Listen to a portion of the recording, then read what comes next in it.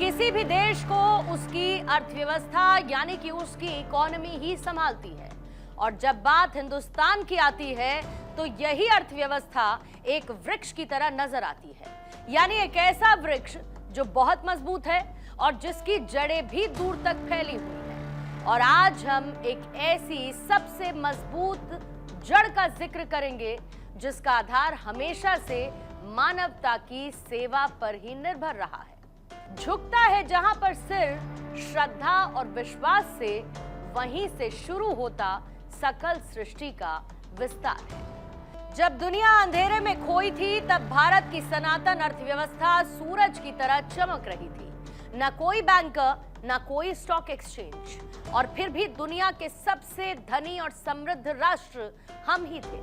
हालांकि फिर एक ऐसा दौर भी आया जब सोने की चिड़िया कहलाने वाला हमारा देश भारत सुपर पावर देशों की शक्ति के सामने अपनी चमक को खोने लगा।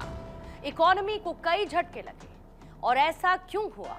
इसमें सबसे बड़ी वजह उस सनातन का तिरस्कार था जिसने भारत को सोने की चिड़िया बनाने का काम किया था। लेकिन अब एक बार फिर से इस पूरे सिनेरियो ने यू टर्न ले लिया है, क्योंकि अब सनातन का पताका आसमान में लहरा रहा है और हर कोई यही कह रहा है, मोदी है तो मुमकिन है। सोमनाथ महादेव की जय। नमः पार्वती। सुगंधिं पुष्टिवर्धनं उर्वारुकमिव बन्धनान्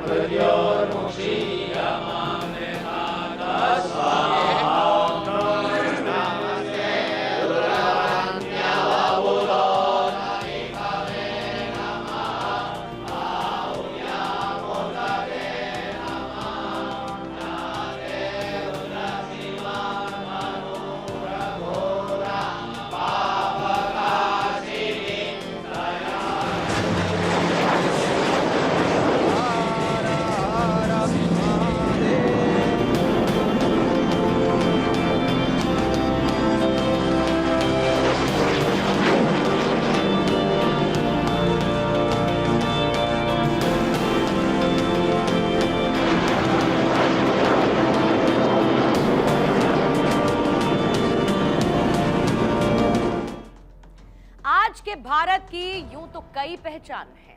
कोई हिंदुस्तान को विश्व गुरु कहकर बुलाता है, कोई विकसित भारत। किसी के लिए ये देश आत्मनिर्भर गौरव है तो कोई इसकी संस्कृति में जीवन को खोजता है। लेकिन भारत की एक पहचान ऐसी भी है जो प्राचीन काल में भी वही थी और आज हजारों हजार साल बाद भी वही पहचान है। वो पहचान जो अमिट भी है और अनंत भी है। अब मैं एक ऐसी जगह का जिक्र करूंगी जहां पर हर सनातनी को हौसला मिलता है, शक्ति मिलती है, शांति मिलती है, तो आगे बढ़ने की वो ऊर्जा भी मिलती है जिसका कोई सानी नहीं है। मैं बात कर रही हूं उस पवित्र स्थान की जहां पर आप पूजा करते हैं, क्योंकि यहां पर हमारा सीधा संपर्क उस डिवाइन पावर से होता है जो सर्वशक्तिशाली है, जो निराकार है, जो सत्य भी है और मंगल करने वाले भी, यानी कि भगवान। भारत मंदिरों का देश कहलाता है और इसकी धरती पर ऐसे ऐसे मंदिर मौजूद हैं जो न सिर्फ विराट हैं बल्कि देश की अर्थव्यवस्था को संभालने का एक बड़ा जरिया भी है। साल 2014 के बाद प्रधानमंत्री मोदी ने इन्हीं मंदिरों को लेकर वो संकल्प लिया जिसने न सिर्फ इनके हालातों को बदला बल्कि इनके जरिए भक्तों का वो जमावड़ा भी इन श्रद्धा के धाम में लगा जिसने भारत की अर्थव्यवस्था को नई ऊंचाई पर पहुंचाया। आपने एक शब्द जरूर सुना होगा और वो शब्द है टेंपल इकोनॉमी, और इसी को वो विराट तस्वीर साल 2014 के बाद से देश को देखने को मिली जिसने पूरी दुनिया को हैरान किया।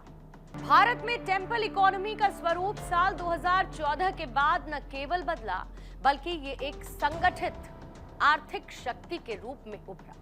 साल 2014 से पहले जहां पर मंदिर केवल एक स्थानीय स्तर पर इनकम का सोर्स हुआ करते थे, वही अब रीजनल और नेशनल जीडीपी के ग्रोथ इंजन बन चुके हैं। एक अनुमान के मुताबिक साल 2014 से पहले जो टेंपल इकोनॉमी 65,000 करोड़ के आसपास हुआ करती थी। वही साल 2014 के बाद यानी मोदी सरकार आने के बाद से 3.02 लाख करोड़ हो गई है और ये आंकड़े NSSO की तरफ से सामने आए, यानी कि पहले के मुकाबले इसमें कई गुना की वृद्धि दर्ज हुई। और ये बात अगर देश की अर्थव्यवस्था की हो तो टेम्पल इकोनॉमी इसमें 2.32% का कंट्रीब्यूशन देती है। प्रधानमंत्री नरेंद्र मोदी ने हमेशा से ही सनातन धर्म के सम्मान के प्रति अपना संपूर्ण समर्पण भी दिखाया है और इसके सम्मान को बढ़ाने का काम भी उन्होंने किया और सनातन को लेकर पीएम मोदी का यह संकल्प ही था जो अब सिद्धि की तरफ बढ़ चुका है। और हाल ही में देश ने सोमनाथ मंदिर की 75वीं वर्षगांठ भी मनाई और इसकी जो भव्यता दिखी उसने पूरे देश को शिवमय कर दिया। सोमनाथ मंदिर में विशेष पूजा अर्चना और धार्मिक अनुष्ठानों का आयोजन किया गया जिसमें प्रधानमंत्री नरेंद्र मोदी शामिल हुए। भगवान शिव के 12 ज्योतिर्लिंगों में शामिल सोमनाथ मंदिर के भव्य शिखर पर पहली बार देश के 11 पवित्र तीर्थ स्थलों के जल से विशेष कुंभाभिषेक किया गया। मंदिर परिसर के ऊपर हैरत अंगेज एयर शो का प्रदर्शन हुआ। आसमान में एयरफोर्स के विमानों की शानदार फॉर्मेशन और करतब देखकर श्रद्धालु रोमांचित हो उठे। सोमनाथ मंदिर परिसर को विशेष रूप से सजाया गया और पूरे इलाके में उत्सव जैसा माहौल भी था। सोमनाथ मंदिर हर सनातनी के लिए उसके अटूट विश्वास और श्रद्धा का स्थान है। तो सोमनाथ जैसे मंदिरों से समृद्धि की वो गंगा भी निकलती है जिसको देखकर आज दुनिया नतमस्तक है। और आज इसी सनातनी अर्थव्यवस्था और इसके विहंगम स्वरूप पर है हमारी आज की इंडिया स्टोरी भी।